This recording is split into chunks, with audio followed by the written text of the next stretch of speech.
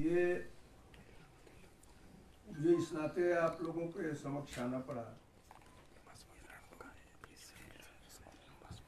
सरकार के एक मंत्री श्री चंद्र कुमार जी, जो कृषि मंत्री भी है, उन्होंने बार बार पालमपुर कृषि विश्वविद्यालय के जो चौधरी सरवन सिंह के नाम से है, ये बताया कि राजभवन में पत्रावली पड़ी हुई है जिसके नाते नियमित कुलपति की नियुक्ति नहीं हो पा रही। उनकी अपेक्षा सही है कि विश्वविद्यालय में नियमित कुलपति होना चाहिए, तभी अच्छा कार्यभार हो सकता है। लेकिन मुझे लगता है कि इसमें कहीं भी राजभवन की तरफ से कोई देरी नहीं की गई है। हिमाचल प्रदेश विधानसभा ने एक प्रस्ताव पास कर करके भेजा कि चौधरी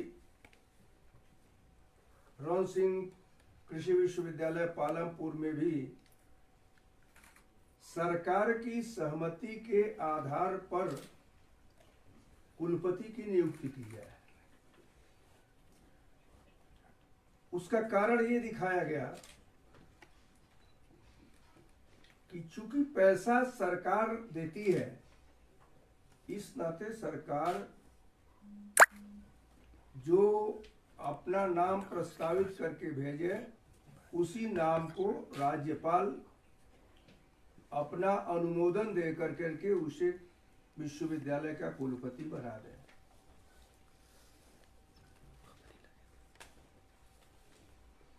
पहले भी इस प्रकार की कोई व्यवस्था नहीं थी। वह एक तकनीकी विश्वविद्यालय भी है और तकनीकी विश्वविद्यालय होने के नाते उसमें पहले से एक प्रतिनिधि आईएसआर का हुआ करता था, एक प्रतिनिधि यूजीसी का हुआ करता था और एक प्रतिनिधि राज्यपाल अपना नेता देता था। ये तीनों मिलकर करके कुलपति का चयन करते थे। लेकिन राज्य सरकार के उस आदेश के बाद जो विधानसभा में पारित हुआ,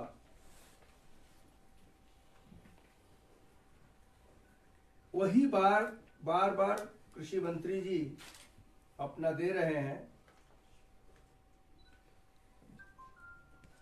हमारे पास वो आए थे, उनके साथ अनिरुद्ध सिंह जी भी थे। मैंने उनको स्पष्ट कहा दिया था कि भाई मेरे पास पत्रावली राज्य सरकार की कोई है नहीं, लेकिन अब बात चाहे जो भी रही हो, उन्होंने बार बार इस पर बयान दिया। तो हमारे सचिव श्री राजेश शर्मा ने भी इसका स्पष्टीकरण पहले भी दिया था कि नहीं, हमारे पास पत्रावली का वो नहीं है।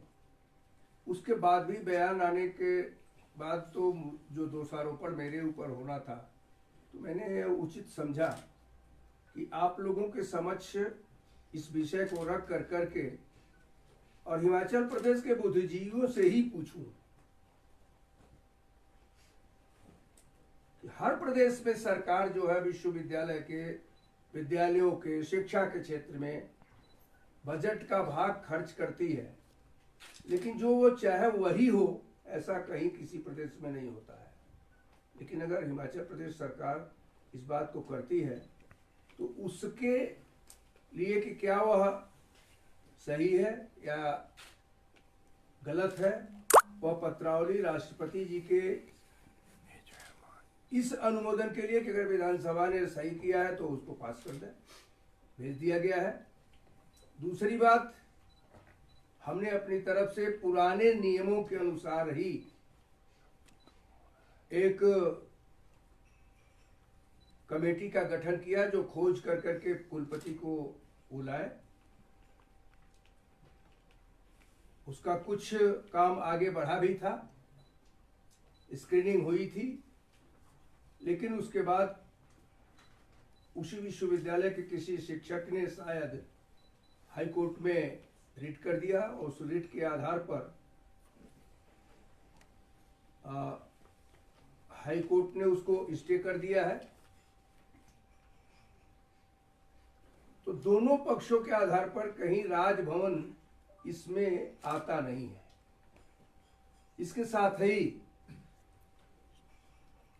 हिमाचल प्रदेश विश्वविद्यालय में भी 1 वर्ष से अधिक समय हो गया हमने एडवर्टाइजमेंट दिया था कुलपति के लिए, सरकार से नाम मांगा था, सरकार ने चीफ सेक्रेटरी का नाम दिया था। जो नाम दिया था यह मेरा अधिकार था कि मैं किसे चयन समिति का अध्यक्ष बनाऊं, लेकिन मैंने चीफ सेक्रेटरी को ही अध्यक्ष बना दिया और वर्ष भर हो गए हैं तब से लेकर करके अभी तक हिमाचल प्रदेश विश्वविद्यालय के लिए भी कुलपति वह कमेटी नहीं दे पाई। मैंने मुख्य सचिव को भी पत्र एक लिखा है कि जितना जल्दी हो सके इसको कर करके दें, और मैं समझता हूं कि आपसे उपयुक्त माध्यम मेरे लिए और कोई नहीं था कि मैं इस बात को बता सकूं कि कुलपति के नियुक्त होने में कहीं भी राज भवन का कोई दोष नहीं है। और मैं चाहता हूं कि जितनी जल्दी से जल्दी हो सके वो हो जाए। इसके लिए चीफ सेक्रेटरी को भी कह दिया है और न्यायालय में भी उस स्टे को खत्म करने के लिए हमारे तरफ से रिट हुई है। ये खत्म हो जाएंगे तो निश्चित ही तुरंत कुलपति नियुक्त हो जाएगा। यह मेरी मंशा है और स्पष्ट इसकी घोषणा है। मैं नियम के विरुद्ध कोई भी काम नहीं करूंगा। जो भी नियम है, मैंने प्रयत्न ये किया है कि मैं राज्यपाल के गरिमा का पालन, इसके पहले विधानसभा में भी कुछ हुआ था तो भी मैंने कहा था, जिसकी जानकारी आप लोगों को है। आगे भी मैं जब तक हूं तब तक राज्यपाल के पद की गरिमा बनाए रखने के लिए हर संभव प्रयत्न करूंगा। मैं कमरे में अपने व्यक्ति हूं, कमरे के बाहर राज्यपाल हूं और राज्यपाल की जो गरिमा है वो मेरे लिए द्वारा हमेशा पूरी तौर पर रखी जाएगी। धन्यवाद सर। इसमें एक चीज ये क्लियर कर दीजिए कि ये जो बिल है जो सरकार की तरफ से आया था, जिसके लेकर कृषि मंत्री कह रहे हैं, वो प्रेजेंटली कहाँ है और इसमें जो सरकार बदलाव चाह रही है उसके अगेंस्ट प्रोटेक्शन क्या है? क्या कोई कॉन्स्टिट्यूशनल प्रोविजन है या जो प्रेसिडेंस है पहले उसके आधार पर है? प्रदेश सरकार कोई देखिए, पहले हमारे पास आया था, मैंने टिप्पणी मांगी थी और टिप्पणी के बाद अब वह बिल प्रदेश सरकार के ही पास है। अब उनको उस पर क्या करना है, उनको स्वयं इस पर निर्णय लेना है। निर्णय लेकर के हमारे पास फिर पत्रावली आएगी तो फिर मैं उस पर जो भी उचित होगा वो करूंगा। सर, क्या बिल राष्ट्रपति को जाना संभव है सर? बिल राष्ट्रपति को जाता है अगर यह आवश्यक हो राय ले लेने के बाद कि नहीं जाना चाहिए तो जाता है। तो सर इसमें विलंब की कितनी संभावना है सर कि और विलंब हो सकता है इसमें? अभी तो प्रदेश सरकार के ही पास है, वो क्या करती है इस पर निर्भर करता है। दूसरी तरफ न्यायालय अभी तो सितंबर तक का कोई डेट दिया है, लेकिन अगर बीच में न्यायालय अपना इसे खत्म कर देता है तो जो कार्रवाई चल रही है उस कार्रवाई को आगे बढ़ा करके कुलपति की नियुक्ति हो जाएगी। क्या इस संबंध में प्रदेश सरकार के साथ कोई पत्राचार या टेलीफोनिक कम्युनिकेशन नहीं हुआ जिससे ये क्लैरिफाई हो जाता है? ऐसी स्थिति क्यों आन पड़ी कि प्रेस कॉन्फ्रेंस के माध्यम से इसको क्लियर करना पड़ा? चूंकि आप ही लोग प्रेस हो और आप ही लोग हमारे पास भी न्यूज भेजते हो, समाचार पत्रों में न्यूज आया तो मुझे ये लगा कि मुझे जो आप लोगों ने लिखा है उसमें न कहीं अगर दोषी नहीं हूं तो आप लोगों के सामने ही तो स्पष्ट कर दूं, इस नाते पड़ा। सर, इसके अतिरिक्त दो चीजें हैं। दोनों राजनीतिक दल प्रदेश में क्लेम्स एंड काउंटर क्लेम्स कर रही हैं। एक बीजेपी कहती है कि 6 CPS जाएंगे और उनकी सदस्यता जाएगी। उसी तरह से कांग्रेस पार्टी कहती है 9 जो विधायक हैं उनके खिलाफ अवमानना का नोटिस हुआ है, उनकी सदस्यता जाएगी। अगर ऐसी स्थिति बनती है तो राज्यपाल का क्या रोल रहता है, आप कितना इंटरवीन कर सकते हैं उसमें? और दूसरा, लॉ एंड ऑर्डर से संबंधित मामला भी आपके पास आया है, उस संबंध में आपने क्या एक्शन लिया? देखिए, हिमाचल प्रदेश के लॉ एंड ऑर्डर को मैं ये नहीं कह सकता हूं कि बहुत बिगड़ गया है, लेकिन हिमाचल देवभूमि मानी जाती है, इस नाते कुछ भी होता तो दिखने लगता है। इस नाते सरकार को लॉ एंड ऑर्डर को गंभीरता से लेना चाहिए और गंभीरता से लेकर के हिमाचल प्रदेश शांत प्रदेश है, इस शांत प्रदेश में कोई लॉ एंड ऑर्डर का ब्रीच न हो, इसके लिए कार्य करना चाहिए। जहाँ तक CPS के संदर्भ में आपने बात किया है वो तो न्यायालय में है, इस नाते वो एक विषय पर हम लोग जब आएगा, न्यायालय कुछ मांगेगा या और कुछ आएगा, तब तो हमारा क्या अधिकार है, क्या दायित्व करेंगे। अभी तो इस पर कुछ नहीं कहा जा सकता।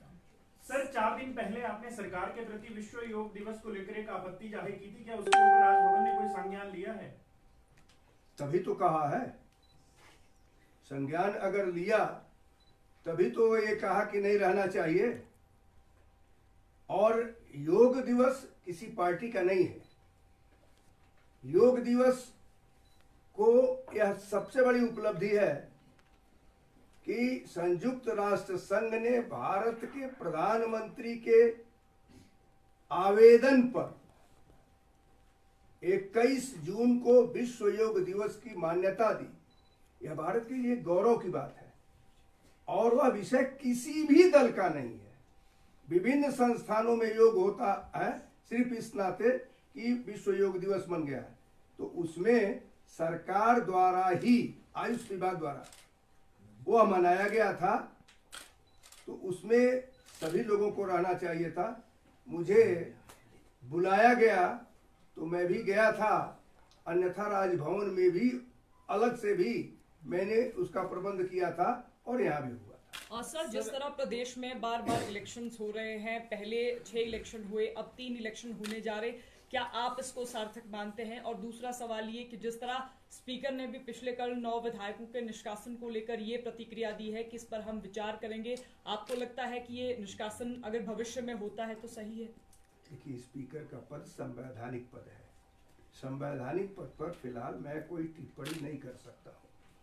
अगर कोई विषय ऐसा आया जो राज्यपाल के पास आता है तब उस पर हमारी क्या ओपिनियन होगी मैं करूँगा, लेकिन मैं विधानसभा अध्यक्ष पर किसी भी प्रकार की टिप्पणी कर ही नहीं सकता हूँ। सर, जिस तरह इलेक्शन बार बार हो रहे, इसको सार्थक मानते हैं क्या? इस पर आप लोगों को लिखना चाहिए ना कि दोनों की सभी राजनीतिक दल क्यों ऐसा कर रहे हैं।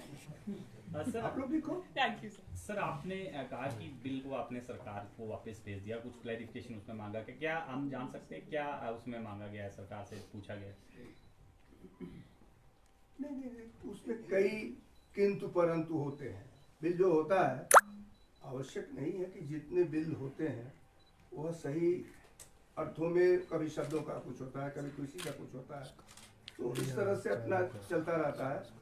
जो टिप्पणियाँ भी पूरी टिप्पणी में नहीं बता सकूंगा आपको, लेकिन जब वो पुनः भेजेंगे उनको खुद सोचना चाहिए था। बिल सरकार के पास वापस आया है तो देख करके उसको टिप्पणी के साथ भेजते।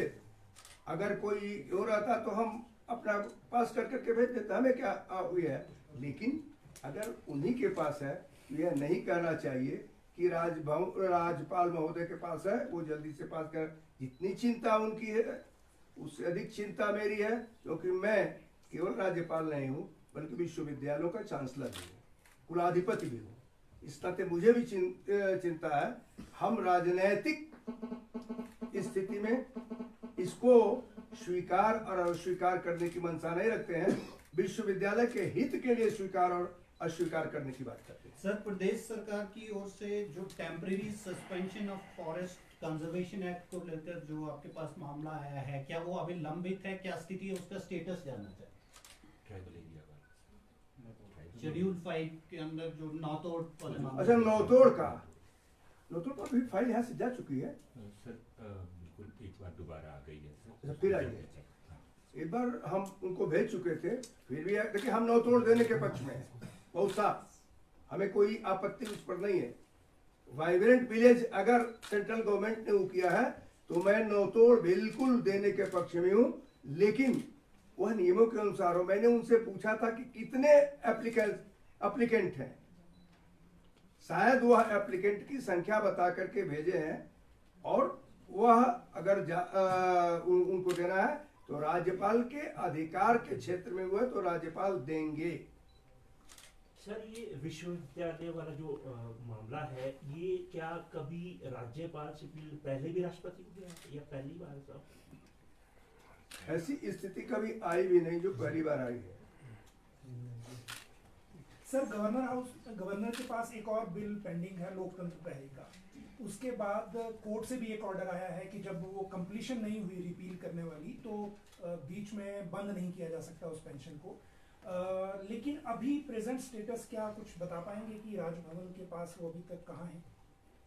वह राजभवन के पास ही है, कि मैं कोई बात छुपाता नहीं हूँ। कुछ क्वेरीज के साथ मैंने उनको भेजा था, उस क्वेरी के साथ वो दूर कर करके उन्होंने भेजा है। एक बार फिर मैं देख लूंगा कि क्या उसकी स्थिति है, लेकिन